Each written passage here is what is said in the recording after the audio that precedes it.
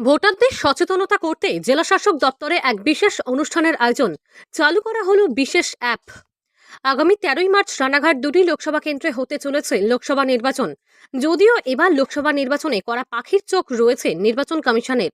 একদিকে যেমন চলছে ভোট প্রচার অভিযান, অন্যদিকে চলছে সরকারি বিভিন্ন লিপিবদ্ধ প্রচার অভিযান। এবার একইভাবে রাজ্য সরকারের তত্ত্বাবধানে সারা রাজ্যের পাশাপাশি নদিয়াতেও চলছে প্রশাসনিক তৎপরতা।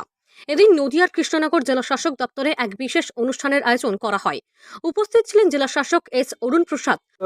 জেলা প্রশাসনের করার কথা এবং আমাদের যে মুখ্য নির্বাচনী আধিকারিক এবং ইসিআই এর নির্দেশ অনুযায়ী আমরা বিভিন্ন রকম সুইপ অ্যাক্টিভিটি গুলো করেছি। আজকে আমরা একটা অ্যাপ লঞ্চ করেছি যাতে বিশেষ যুবক এবং যুবা ভোটার যারা রয়েছে, ইয়ং ভোটার আর বিভিন্ন যারা ভালনারেবল গ্রুপস যারা রয়েছে তাদের জন্য এই অ্যাপের মাধ্যমে আমরা কিন্তু ভোট প্রচারটাকে নিয়ে যেতে চাই, যাতে ওরা নির্ভয় নির্বিঘ্নভাবে মানে ভোটের দিন জন্য ভোট দিতে পারে। অনুষ্ঠানের মধ্য দিয়ে জেলা শাসক বলেন, রাজ্য সরকারের উদ্যোগে প্রত্যেকটি জেলায় এই অনুষ্ঠানের আয়োজন করা হয়েছে, যা আজ সম্পূর্ণ হলো নদিয়াতে। এখানে একটি অ্যাপ লঞ্চ করা হয়েছে যেখানে নতুন ভোটার ও পুরনো ভোটারদের সচেতনতা ও তারা কিভাবে ভোট দেবেন সেই নিয়ে বিশেষ বার্তা দেওয়া আছে।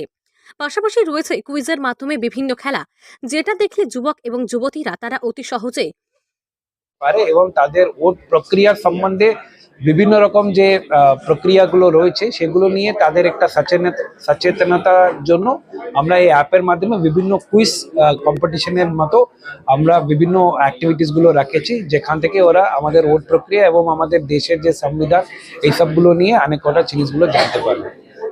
কিভাবে ভোট প্রদান করতে হবে এবং নতুন ভোটার যারা ভোট কেন্দ্রে গিয়ে এখনো পর্যন্ত ভোট দেয়নি তারা কিভাবে ভোট দেবে সেটা স্পষ্টই বোঝা সম্ভব। অন্যদিকে জেলা শাসক এও বলেন,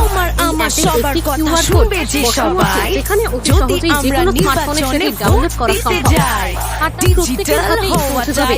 তবে আগামী দিনে ভোটদান সম্পর্কে নাগরিক সচেতনতা বৃদ্ধি করতে রাজ্য সরকার লোকাল 18 বাংলা।